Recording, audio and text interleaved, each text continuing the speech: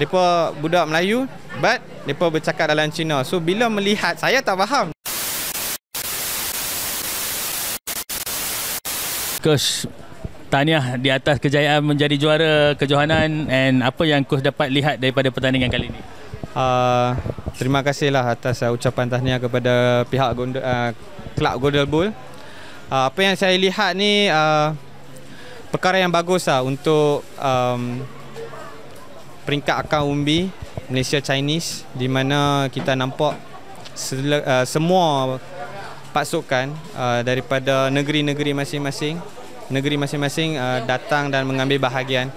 So saya rasa support daripada setiap negeri dan Persatuan Bola Sepak Cina, kita nampak benda tu adalah, dan semua datang ke Kedah, Kawasan Serdang untuk mengambil bahagian. Dan antara tujuan penganjuran pertandingan ini adalah untuk menggalakkan minat pelajar-pelajar Cina untuk bermain bola. And ada sebahagian diorang yang ada juga yang masih di peringkat basic untuk mula bermain bola. Macam mana cabaran coach untuk melatih mereka? Untuk Golden Bull, yang tu adalah salah satu cabaran yang saya hadapi, di mana mereka datang dengan basic skill atau basic football yang memang paling rendah, or nothing. Mereka datang tiada apa-apa. So bila mereka datang tu, saya perlu melihat dan menganalisis, at least mereka ada sebahagian tak, sedikit sebanyak, ataupun tiada langsung. So di mana perkara tu berlaku, kita akan bahagi kepada dua tim.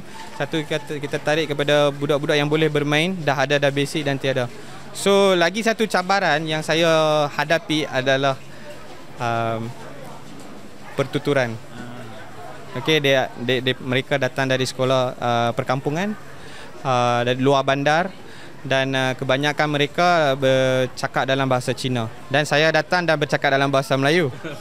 So satu, mereka perlu belajar bahasa Melayu, saya perlu belajar bahasa Cina, dan selalunya saya akan gunakan seorang yang dah fasih dalam bahasa Melayu. Saya akan explain, saya akan cakap, dan player tu ataupun coach saya akan translate kepada Chinese supaya mereka faham.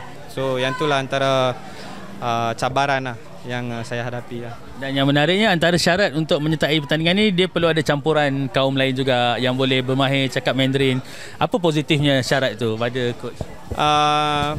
Positifnya adalah player-player yang berbangsa lain selain bangsa Cina dapat melihat player-player Cina yang mereka pun boleh bermain bola sepak, mereka pun ada knowledge, football knowledge, dan apa yang pasti itu adalah hubungan sebagai satu keluarga. Yang tu yang saya cuba pupukkan di kalangan player saya di sinilah.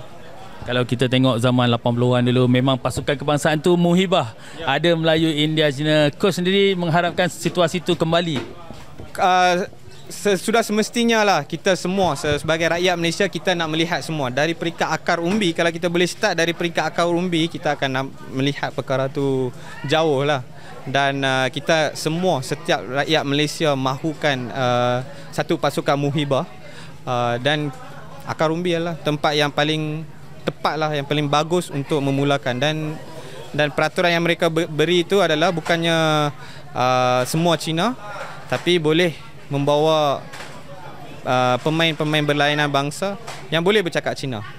So saya ada player, keeper saya ataupun defending midfielder saya, mereka budak Melayu, but mereka bercakap dalam Cina. So bila melihat, saya tak faham, dan mereka bercakap dalam Cina, memang something positive lah. So they learn different cultures, mereka mempelajari culture-culture yang berlainan bangsa, duduk sekali, belajar sekali, dan saya cuba pupukkan yang mereka adalah satu keluarga lah.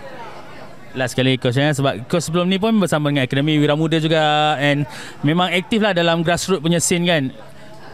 Honestly, coach merasa grassroots kita ni di tahap yang terbaik sekarang? Saya sudah semestinya lah, jawapan saya sudah semestinya kita punya direction NFDP football, akar umbi kita, it is on the right track. Dan pihak bola sepak dari pihak FAM, state, and then clubs dan sekolah-sekolah PLD dan IT, mereka menjalankan satu tugas yang memang bagus dah.